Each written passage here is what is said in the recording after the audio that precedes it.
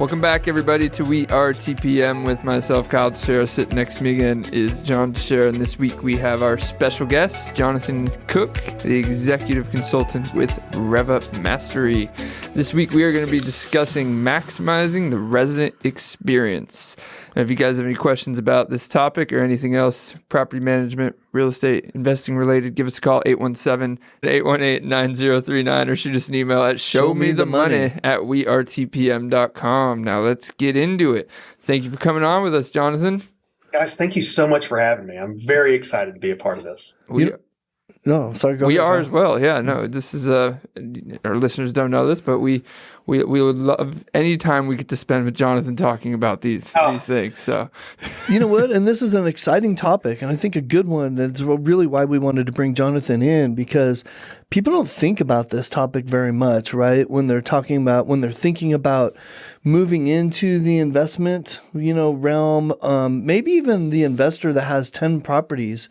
They may not even think about that resident experience enough, right, Jonathan? I mean, and the reason why we brought Jonathan on is because of his vast experience in the property management realm. He's got a really unique experience where he gets to see how a lot of different companies run their business and how the resident experience affects that, right?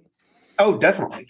I've been in the industry for some 15 odd years as a real estate agent, property manager, business development manager, a bunch of different things. Becoming a consultant over the last year, I'm the executive consultant at RevUp. And so my job allows me to basically help property managers scale. And so I work with property managers that focus on, a concierge style of service and investor style service and all sorts of different things. And when I'm helping people create that marketing message, when we're talking about how we explain what property management is and why it's important to investors, one of the benchmark topics that I, like to sit here and discuss is why the resident experience is important, and then explaining that to investors. Yeah, because that is hard. This is your bottom line. And it's so, to your point, Jonathan, because you're talking to property managers, let's bring this back to the individual investor. It's a lot harder for that individual investor to provide that experience versus a property manager that has the tools, the know-how, and the experience to do that. Is it not? Oh, for sure. I mean, it's a scale. It's a question of scale. If you manage one property that's your own, how many softwares and how much investment have you spent in the concept of managing that property?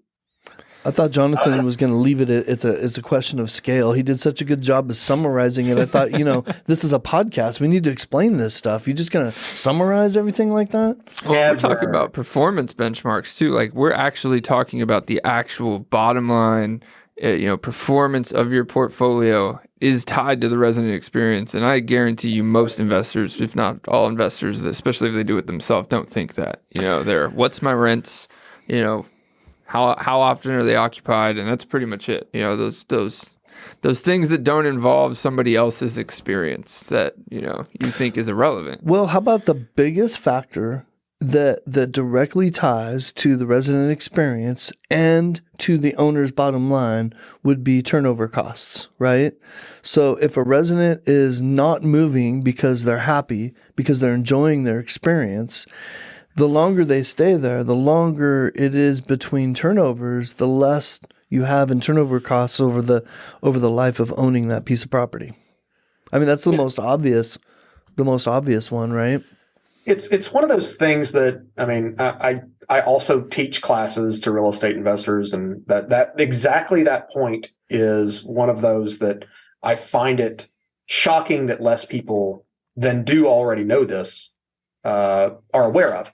So it's the most expensive cost to an investor is vacancy and turnover, right? So it's vacancy and turnover, because you can't get that loss back. If you lose a month's worth of rent, you don't get that back. If I have to replace the roof, that's expensive. Mm-hmm. Reinvesting in the property, I'm going to have to replace the roof eventually anyways. You're the roof is going to deteriorate. The water heater is going to deteriorate. Like, you need to do maintenance. Right. But vacancy, that's like time. You can't get time back. You can't get vacancy back. Vacancy days are what cost investors more than anything else. I'm constantly trying to drive that home to my investors, to other people that are getting into it. Focus on your vacancy days, get it done, and don't worry so much about, like, obviously everybody wants to worry about the rental price, right? But if you're haggling over $25 versus, getting somebody in 15 days sooner, I mean, get them in there 15 days sooner because that costs you way more. Yeah, well, I mean, like, how do we reduce vacancy? I mean, of course, finding a tenant quickly. Mm-hmm. That's step one. A good tenant. But, like, if you have to find a good tenant, once a year, even if you do it quickly, that's costly. What's quickly? A month? A vacancy period of a month? Yeah. If you have 1 month per year that it's vacant, that sucks. Didn't it used to? That made me snort, Jonathan. That was so good it made me snort. We say amazing, like, even if you say good tenant, even if you have an amazing tenant, most of them know that they're good tenants or whatever. They pay. What are the good tenants? They pay rent on time, they keep property up, all that stuff. They've got good credit and they go buy houses. Yeah, well, no, not even that. The giving them a bad experience will make them leave. That's really where the resident experience comes down to, is they know they can go get another place. They know or they have options. Yeah. A good experience could be the difference between they stay with you for 4 years and don't want to move, or they leave the second that lease is up after the first year. So I mean, you can find the best tenant in the world. Resident experience still plays a factor, is really what that comes down to. So let's talk about this. How do we improve the resident experience? How do we maximize that? From a landlord operating themselves, or improve it from how you guys currently operate a resident experience? Y'all's resident experience is pretty fantastic, actually. So, especially in comparison to a self-managing landlord. Mm-hmm. I think I asked the question just in general, Jonathan. Like, so anybody listening, I know there's about 3.5 people that listen to our podcast on a regular basis. I'm focused on that half person, John. Okay, there we go. Let's talk to that half person. And so, but I have no idea who's listening. And I assume there's people listening that aren't investing yet, but they wish they were.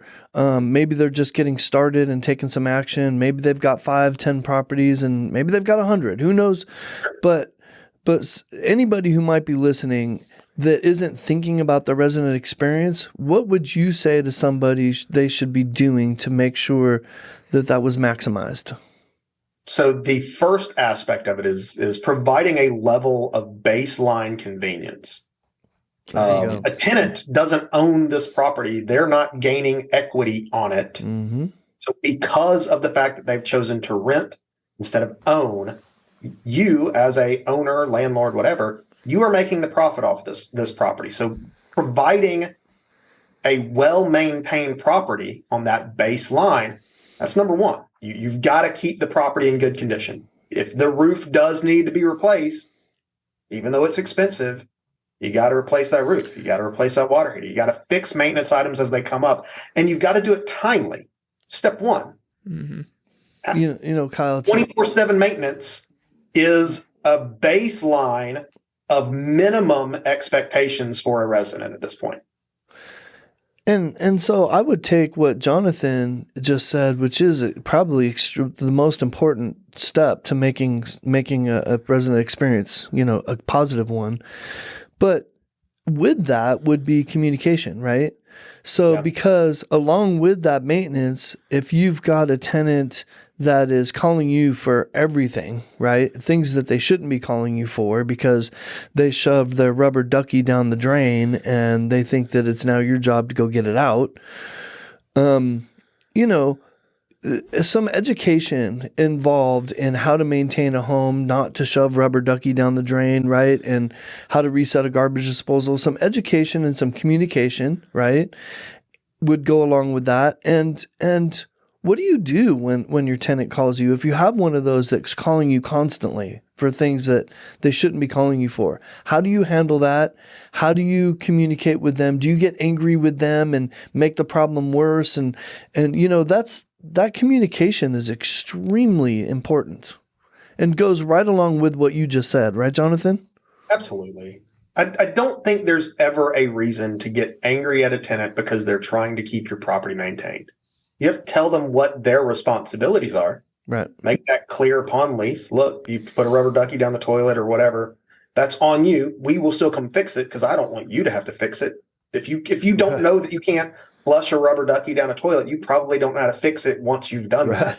Right. We will come fix it. We're going to charge you for it. Yeah. But if they're calling about every little thing, if it's my property and I'm managing this on my own and I have another job other than property management, I don't want to answer that phone. Of course I don't. I'm busy. I'm doing other things. If I have a property manager answering that phone call, well, then my mind is at peace because that property manager should be answering that phone like, hey, you can't do this. You shouldn't do that. We'll fix it. We're going to come and fix the problem. We're going to charge you for it. You need someone to manage that communication for you. Mm-hmm. That's a baseline answer, and not angrily, because you never want a tenant to start clamming up and say, well, clearly I'm annoying my property manager. Mm-hmm. I guess next time there's an issue, I'll just try and figure it out myself. And then lo and behold, I didn't let you know that the water heater is ruptured because I'll put duct tape on it. I'll fix it. What a great point. Now the flooring is messed up and all kind of bad stuff. Well, you guys touched on this, but I think another statement of that is just clear and sensible expectations, right? Because I see that a lot. And I say sensible because we take over leases a lot.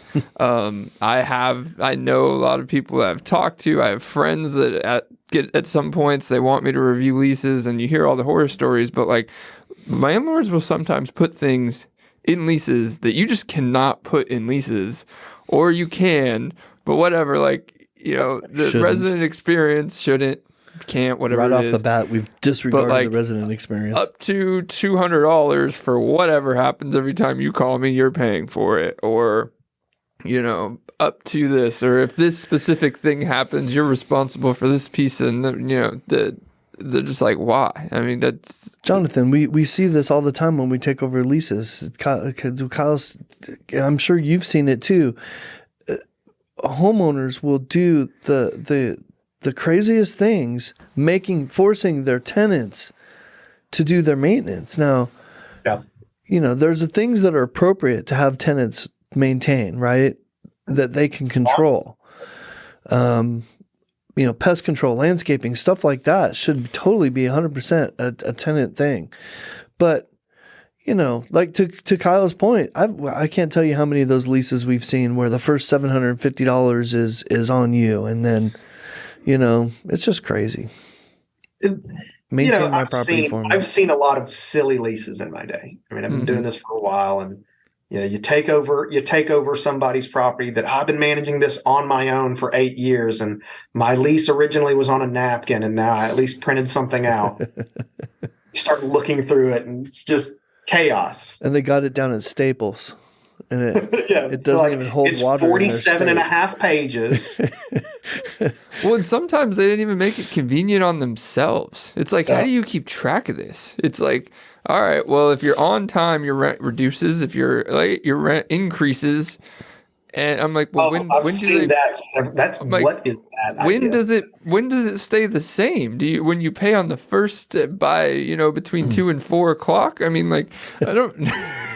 I have to pay at $11.59 on the first to pay what it's supposed to be. The next month, it's going to go down. So I'm going to be late. I'm going to pay at $12.01 on the second. That's how we keep it. We got to balance it. I had a friend recently who was like, I was gonna, we didn't have one in their area or whatever, but they're like, I'm renting this place and I picked it and I was good with it, but then I got the lease and they wanted me to review it, and I'm like, well, I don't necessarily, just what's the problems, and and they tell me, and I'm just like, yeah, you can't do that. I'm not going to say specifically what they were, but I'm like, yeah, your property code won't allow you to do that. So I'm like, I mean, you can I guess go sign it, and then it can't be enforced later. I don't know. It's just, but that's the experience. It's not consistent. It's not clear, and it's not sensible, right? Yeah. So, and these are things, Kyle, that now we're talking about, maximizing the resident experience. these people clearly are right off the bat are showing you that they don't care about the resident experience at the signing of the lease. So you know what you're going to get throughout the lease, right? So what kind of tenant do you think you're going to put in a property where that's your baseline? A desperate one. That can't get can't rent anything else. And who wants that tenant? Not me. Well, let's talk about a good tenant. What does a good tenant look like? How do you catch them? The best there's a best version of a tenant in every market value, right? There's a best version of a $600 a month tenant that exists. There's somebody that their income keeps them at that range, but there's a best version of it that pays on time and takes good care of the property. But there's also a bad version of a $5,000 a month tenant, right? Right. I'll tell you the best tenant, and this is not the good tenant conversation or what we look for, but I mean, you get a homeowner that got relocated here for 3 years from some job that pays way too much. I mean, they're used to keeping. Yeah. They're not buying anything. They're stuck here for 3 years, and they're used to keeping up with the house, right? So those are the rare case. Well, how do you find them? What do you offer to get that tenant? You have to offer more than a lease that's 47 pages long that doesn't make any sense. Mm-hmm. Well, have to offer a resident experience, right? Yeah, so to John, look like? Yeah, simplification to Jonathan's point. How about this? A point you started to make there, Jonathan, at the very beginning when we started this conversation was convenience. How about offering the convenience from step one? Okay, I want to tell you what I heard yesterday, and I think people think this all the time, but they don't say it out loud. I get phone calls from people all the time on our vacant properties. Okay. I take those phone calls on my phone and they call and they say, hey, I'm calling about 123 Main Street. And I tell them, I'm going to send you a link to your phone to the page right now where you can get all the information you need. You can, if it's vacant, you can set up a self-showing and do online application. Yeah. Now, how easy is that in this day and age? So easy. I had somebody tell me that, and they're like, wow, that was so simple. You answered all my questions, and that sounds so simple. I can't wait to get the link. Thank you. Yeah. And they hung up. Yeah. That's the extent of the conversation. And then the experience goes exactly the way, they get a unique one-time code. They get to go online and do an easy-to-fill-out application. So what I'm demonstrating here is right off the bat, the resident experience is already a simple, good one with clear communication. So already you've demonstrated that this is important to us from before we've even chosen you. Exactly. Well, let's take that a step further. What's the next step? We've already got online convenience. I know that we take this for granted, but online rent payment? Yeah, no, that's where I was going with that. The next step? Yeah. That's like baseline as baseline gets these days. Well, right? It should be, but it's not. Think that. Yeah. It's not, though. That's Jonathan. I know. That's the point. I mean, when we take over and people are like, I can pay you how? And I'm like, any way. Name it. You can pay me that way. And they're like, oh my gosh, I don't have to take off a whole day on the first to go to some bank that's 30 miles away. Like, it really does happen. Open up your phone and hit pay. Yeah. Oh, look at that. Exactly. Set it on auto payment. Do whatever you want. I have a property manager. Property manager that's retiring that we just got 10 properties from today. You know how I got the properties? He walked them into my office with 10 folders and a spreadsheet of the security deposits that he wanted me to physically sign off on. Jonathan, if you were sending me 10 properties, how would you do it? With an email? There you go. It's 2023. Electronically? There's nothing more to that answer, is there, John? You know how far away his office is? I'm sorry. Should there have been more? His office is 24-minute drive from my office. I know that because I've made it. That means that he spent 48 minutes driving there and back, 10 minutes in my office for no good reason when he could have just emailed it. So to your point, handed you a stack of trash and said, you digitalize. Yeah. So now we're going to scan it and throw it away and shred it. These have been moving around our places in our office for about 4 years. We have these initial inspection CDs that we got from a property manager that I have refused to take the time to go rip. I'm like, one day when we need these It's inspections, probably only got like 60 pictures on it. yeah, I will dump this in a computer with a CD reader, use them, and then throw that thing away. And Nick's always like, why don't you go rip this? And I'm like, it's the precedent of time. I'm not going to take the time. We've done 5 inspections on the property since then. So how important is that inspection, really? Yeah, I mean, recently I had an investor asking me how he could get me like the files for this big chunk of land that he wanted me to look at. And he's like, hey, we're talking with some developers and blah, blah, blah. Let me get you all the files. And I'm like, okay, yeah, just shoot them over. And he's like, all right, I've got them on a CD and I've got them on a USB drive. And I'm like, I have an Apple. I don't even have the ability to do that. Like, what? Can you not put it in a drive? Like Google Drive, man. Like, learn how to use the cloud. Just send me a link. What are we doing? And I go pick up a CD at some point and find a CD reader. Yeah, I walked around the office the other day. This actually happened the other day again. And I'm like, crap, I got rid of all our computers that had the ability to read these things. I'm like, well. This has become a technology conversation, but do you remember the time when you literally took a CD player out of an old laptop and created a cardboard box and created like a external CD drive so that you can pull something like that off of a CD? Because I absolutely refuse to go buy one. It's like, we will never need this again.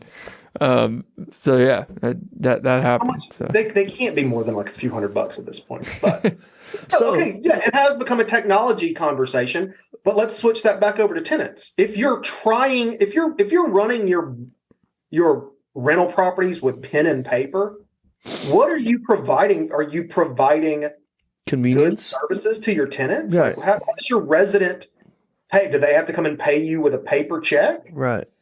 That's not very convenient. How do you do an inspection? Do you take like a notepad and walk through it? Right. Do you do inspections?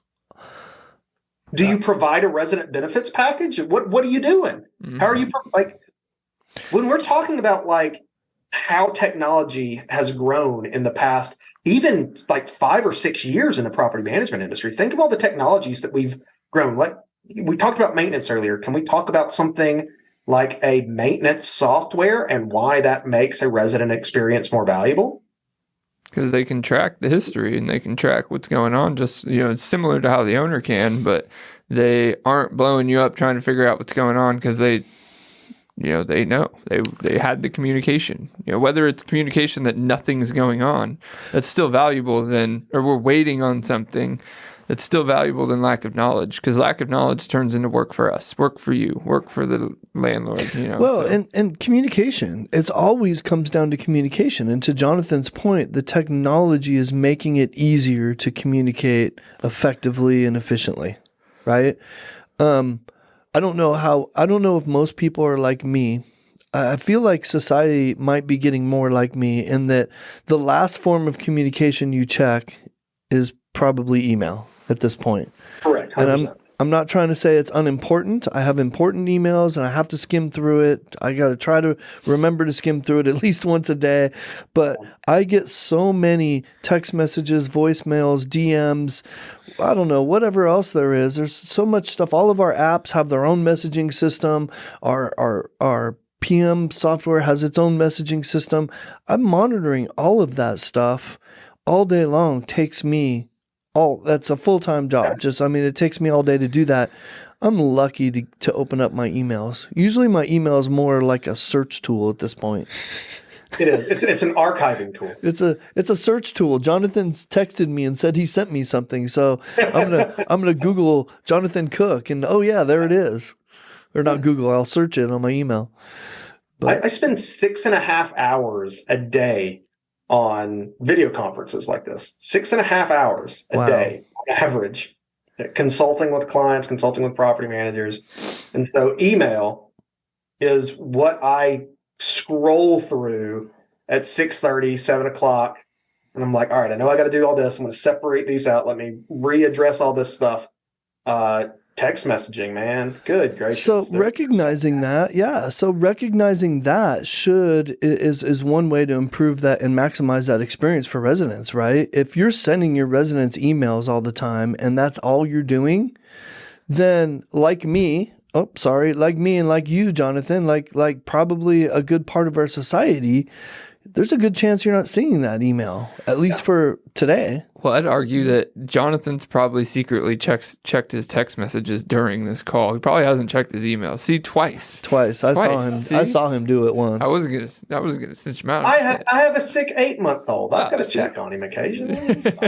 I heard him cry. That's the point. You can quickly do it. It's accessible. It's all about. We're still stuck on experience, the convenience of experience, right? Because that's what it mainly comes down to. So keep going through that. Like, okay, maintenance.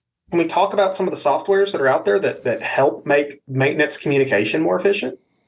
Having any software that has maintenance communication is a big part, so. You know what? I would contend, Jonathan, that has a lot less to do with the software. You're right. There is some software that has the ability to make it easier, but all of the software is available to you if you just use it the way it's supposed to be used and somebody follows up with it. It doesn't matter what system you're using. It's kind of like we talk about, and we're getting off topic. I don't know if our audience is going to we're going to lose our audience here, but it's kind of like CRMs, right? Which is a contact management system. And everyone needs one. Everyone should use one. And then they always try to find these shiny objects to make it easier and better, when in reality, they're not even using the one that they have to its fullest extent. Yeah. Well, because they do so many things now, right? Yeah. But okay, so, I mean, the topic is resident experience. We're talking about communication. We're having trouble staying on that topic. It's not really, because these are all tangential around the resident experience. You've got to communicate with them. Well, how do you do that? Yep. You send them messages. Well, what are the most effective messages? What are the messages that we need to talk to them about? How do we make a resident have a better experience? We give them better communication. We can give them some level of benefits. How do they know about those benefits? Do we tell them once, at least sign up, or do we remind them? Yep. Which is communication again. It is. Well, it is. Everything is communication. That's what every bit of this is. It's just, how do you communicate effectively with the tenant, with the resident? How do you make their experience better? Is you make communication for them easier. You simplify the communication. Simplify the communication for what the expectation is, for how they can make their required efforts to us, make that simpler. Make it to where payment is easier. Payment is nothing but communication. It's just communication of here's one value, here's another. It's just got to communicate. If I have to physically bring it to you, that's a pain in my backside. If I can hit a button and send it to you, it's way easier. That's a communication tool. But that's how this industry is run. That's how you provide a better service, is you learn better ways to communicate. So to expand on communication a little bit too, Jonathan, I bet you appreciate this. I always try to use, for effective communication, must include a lot of empathy, right? Yeah. And so when you're thinking about, how do I communicate with my residents on a regular basis? What do I communicate with them for?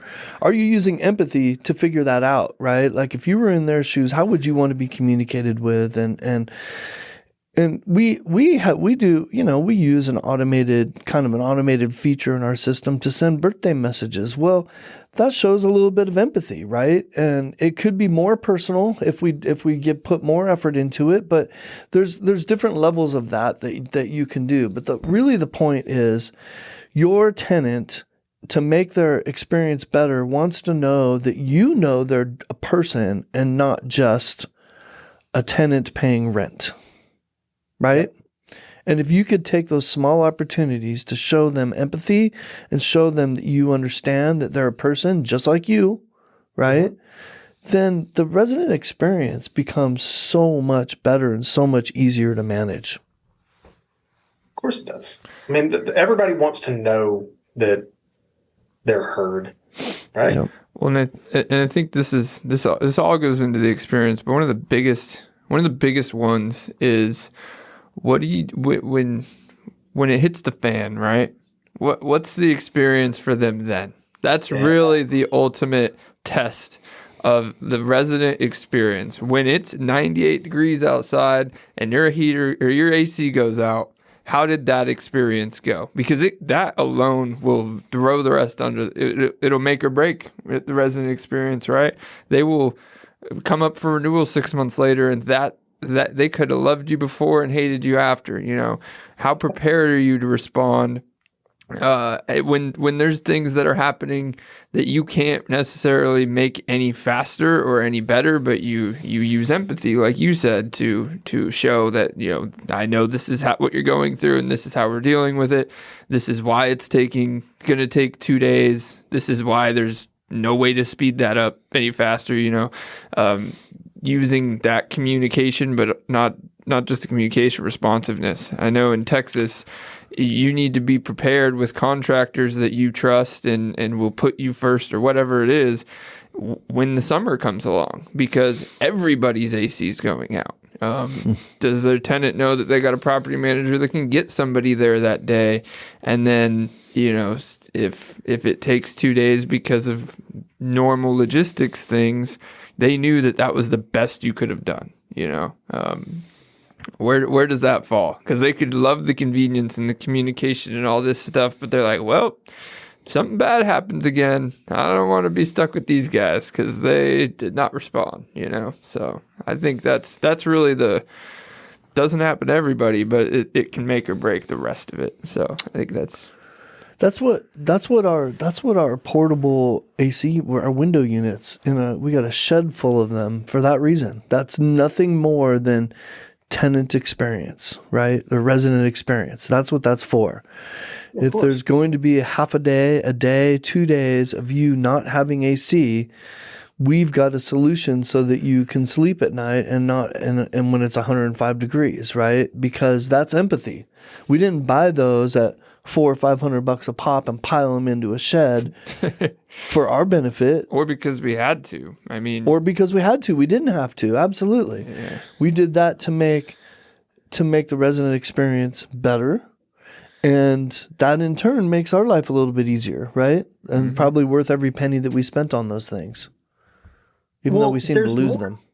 There's more also on having a professional property manager that understands that these things are going to happen and performs a level of preventative maintenance, provides services that make the inevitable, take Less longer painful. to get to. Yep. You do something like an air filter replacement program, which that seems so simple. It seems so passé, probably to all of us because we do it. But like an air filter program, just putting it into the lease itself. You're responsible for changing this air filter. This is how you do that. This is where it's located. Yep. This is the size. Let me show you what that looks like. Yep. You need to replace this every month. If you've been in an apartment complex for 15 years and you've moved into your first single family property, you don't know what a return vent looks like. You've never had to do that. Yep. You've never been given that expectation. So a property manager saying, hey, this is how we do that. Make sure you do it because that's going to keep your AC running for longer. Yep. Just base level stuff here. Yep. And a professional property manager is able to express that, communicate that early, set an expectation so that the tenant, the resident, throughout their tenancy of the property is able to perform at a level that they know that they are respected and they're going to get the kind of service that they need because it's already been explained to them. We've already had the walkthrough. We said, this is what we have to do. This is how this service works. This is how I'm going to take care of things for you. And this is what you can expect back in return. Yep. That doesn't seem like that hard of a thing to do. But No. That's because I've been doing that for 15 years. You guys have been doing that for a long time too. So to us, it doesn't seem that big a deal. So, Jonathan, I think I would like to take this in a little different direction. Let's look at the negatives of this if we could, because I bet you'll appreciate this a little bit, Jonathan, because you get to see what a lot of people are doing. And in the industry, when we go to our trade shows, we see a lot of these resident benefit packages. And what always strikes me is how people structure these resident benefit packages. Basically, Kyle and I talk about this all the time, how they're basically forced down the throat of these residents things that they possibly don't need, or they had no choice on whether they were going to pay for, right? Like, I'm going to charge you $65 a month for these list of things and not give you any choice in the matter whatsoever, even if 4 out of the 5 things you don't need, right? Certainly. And so there is a great place in this industry, and I really like the fact that people are doing and thinking about the resident experience. That's the whole point of the resident benefit package. Mm-hmm. But I just think that some people take it too far and it becomes a negative resident experience. Definitely. I see where that's issues. To me, that is typically market dependent. Okay. So if I am I'm going to use Birmingham, Alabama, for instance, and my rent is $1,500 because that's actually median across Birmingham is a very inexpensive place to live. All right. But $1,500, and then you add an extra $65, $75 on top of that. You know what? I don't need a dog walking service. Mm-hmm. Like I live in Birmingham. Like I'm not in some high rise doing all this stuff. I'm not used to $2,000 a month rents. Like that kind of extra level of service is something that I've never experienced. I don't need all that. I do need an air filter. I do need some base level stuff. Report my credit. That's great. Mm-hmm. Yep. Protect my identity. That's great. But I don't need like a, service that's going to deliver me, food to the front door 3 times a month because I'm signed up. I live in Birmingham, man. Like you don't need that kind of thing. But I get the convenience of that in a place like New York or LA or Miami, Chicago. There are markets where that makes a ton of sense.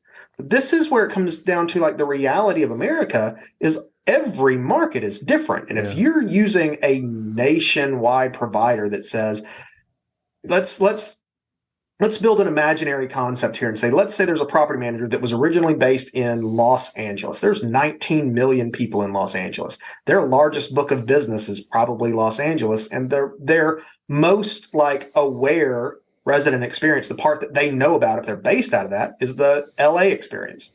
LA experience is going to require a lot of stuff. It's a much bigger market. It has a lot more options for it. So the kind of tenants that are renting there need all this extra stuff. And $70 to them means nothing if rent is $5,000 a month for an 800 square foot apartment. Mm-hmm. Right? Mm-hmm. Now let's take that same idea. This is how we do property management. It is a one size fits all. Now I'm going to look at Jackson, Mississippi, where the median income is $28,000. Can I tack an extra $65 onto that $700 a month rent property? No. Right. My tenant does not want to pay a dog walking fee or a, gym membership fee or what. Like, you just have to be aware of how your market reacts to what you're providing. It needs to be a benefit, right? It needs to be a real benefit. It needs to be a real benefit. That's really what you're getting at. So And doesn't that circle back to empathy? Yeah, definitely. I mean, 100%. If you're using empathy to make these decisions, then you don't need to worry about whether you're giving too much, doing too much. You definitely don't want to force things down. I mean, you force things on people that are agreed to up front in a contract, right? Well, let's frame this. Let's go back to framing this like to the listener or the investor who's like, you're talking about emotions over here. Why do I care again? You care because these emotions keep people in the property. Yep. Keep people wanting to stay in the property. And when people want to stay in the property, they want to pay the rent without, neglect. And they want to upkeep their home, right? Because to them, it's a home. It's where they live. They aren't looking 6 months, 8 months down the road like, well, I'm cutting this lease at the end anyway and not caring or even worse than that, being intentionally destructive to a property. That's where those emotions do matter to your bottom line. These people have done so good for me that even if after 3 years or 4 years or a year, that they want to give it back in as good of a condition as they were given it. A happy tenant is a good business decision. Mm-hmm. Like, yeah, We want to keep it objective. This is all about business. It's make me the most money. Okay. The best business decision I can do for you as your property manager is to keep your tenant happy. Mm-hmm. Yep. Well, I don't trust tenants. Well, that's because you've done it yourself and you're bad at finding good tenants. Right. I'm sorry. My tenants are good, and so I want to keep them happy. That's right. That's the big difference. That's kind of what my experience has been. When individual landlords are like, I don't trust tenants. Tenants are terrible. All tenants are liars. It's because they do a bad job screening and finding good tenants. I bet if all I did was put a posting on Facebook or Craigslist and I accepted the first 2 or 3 applicants that came by, I would probably have bad tenant experiences as well. Well, and I think it's tenants. I bet they all suck. That's a double standard with them too, because they don't trust tenants. But how do you pick your tenant? Oh, I find one that a gut feeling. First one that asked me to rent. Yeah, I had a gut feeling. I trusted this one or whatever. Like you draw a line in the sand. You know, you gotta you use empathy and all that stuff while they're a tenant. When you're screening for a good tenant, you need to use the factual things and the know-how of how to screen someone. You have to find the crazy before you ever sign a contract with them. Yeah. Right? Then you don't have to deal with the crazy later. But then make sure they can afford a property is a baseline thing that they don't do, right? You know, like, yeah. Oh, well, he wanted this $2,000 a month property. I'm like, well, he makes $2,200 a month. Like, how do you screen this guy? Well, he can afford it. You know, rent's $2,200 total. He makes $2,400 a month. He can afford. He's got $400 a month for utilities and gas and food and. He showed. That was a pretty extreme example. You're setting yourself up for failure, though. Well, it's not extreme because people will put themselves in that position. Trust me, the tenants will. John said that was extreme. I disagree. I have seen some really poor. What's the excuse the second month? Well, I had to pay an electricity bill. That was it. You just had to pay an electricity bill. You know what, Jonathan? The reality is, I'm not usually honored with the backstory of those decisions, right? So rarely do I ever get the original application from a tenant when I take over a property. All I get is the crazy tenant. Yeah, of course you do. And there's their phone number and their email address. Go. Deal with it now. For some reason, they just can't make their payments on time. All right, let me look at this original screening. All right, they make $1,100 a month, and we put them in a $1,300 a month property. Or you ask, and it's like, oh, I didn't screen them. What's the screen? Application? I didn't. Screening? Here's their ID. I'm like, what does that do for you? How about this? How about this, y'all? 2023. There's literally services that you can pay that will give you landlord packages with pay stubs. Do landlord verification and everything. Oh, no. That $45, that $35 is not worth making sure that my tenant pays $3,000 for the next 12 months. It's not worth it. That's lost to me. That's what people think. It is. Of course. Well, like in the worst case scenario, and I know this is going to come back to this, and it's not just specifically about resident experience, but what it comes down to just over and over for me is having a professional property manager run the business of your rental property is in every single case going to provide a better resident experience than you yourself as an investor will be able to do. Just period. I've not seen an instance where that wasn't at least the minimum case. And we didn't. I completely agree with you, and it's for one reason we haven't even mentioned yet. It's the separation of landlord and tenant, right? Because if your property manager won't do something for you, they don't necessarily be offended. It's their job, right? If your landlord won't do something for you, it could be offended, because that's the owner, you gotta right? Separate that relationship. They could do something. Yep. Not having that separation sets an entirely different expectation, and that's where what you're saying is true. Having the professional property manager will just increase that experience off that alone. Because on both sides too, they're not gonna. You won't get the people trying to take advantage of a property manager because it's so much harder. Because they're like, I got a client to answer to, so. What do y'all say we sum this up? We've been at this a while and we're having some fun on this conversation.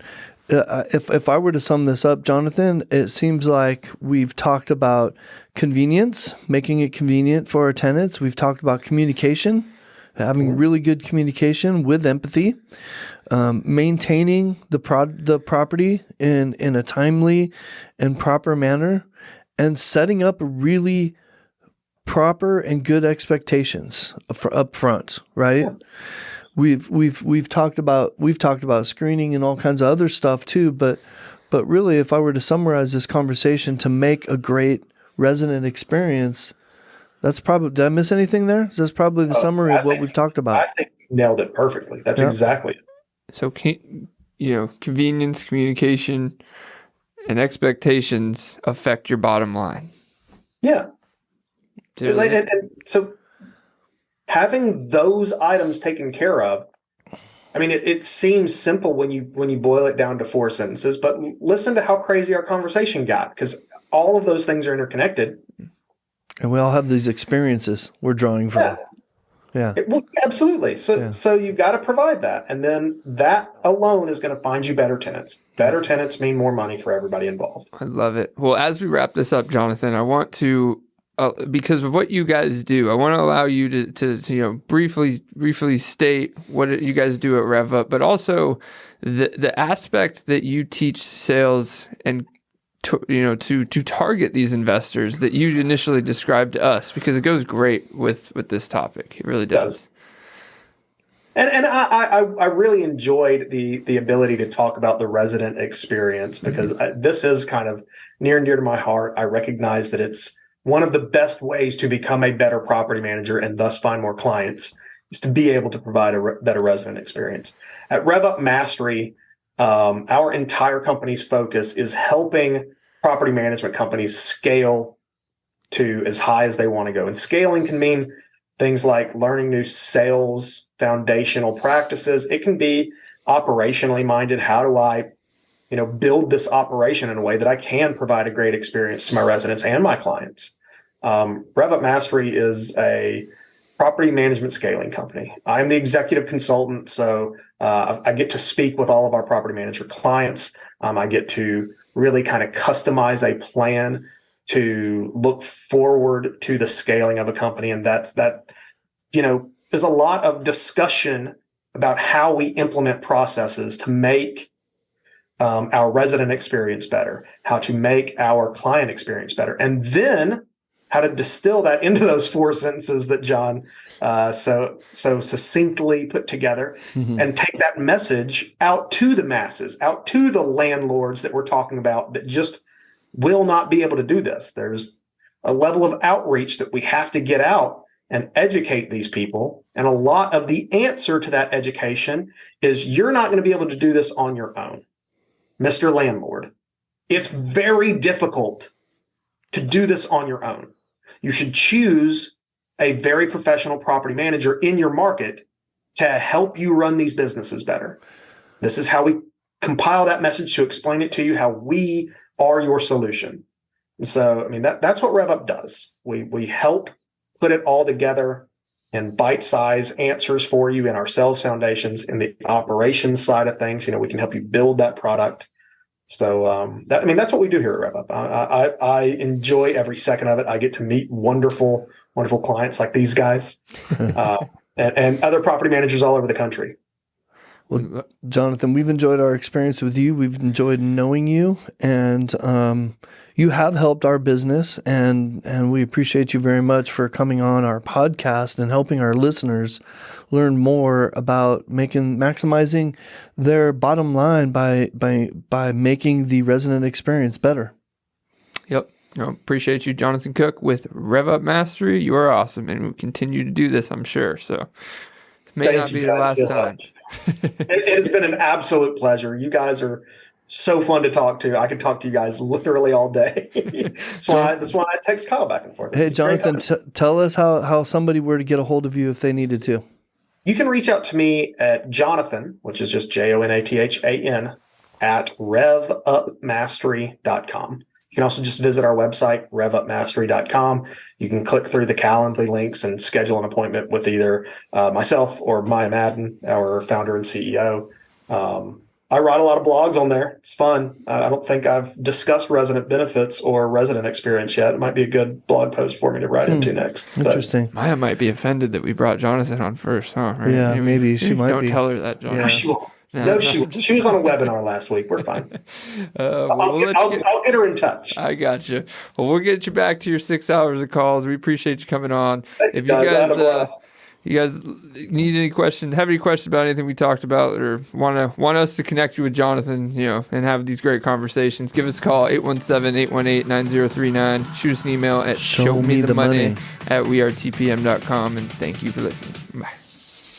We out.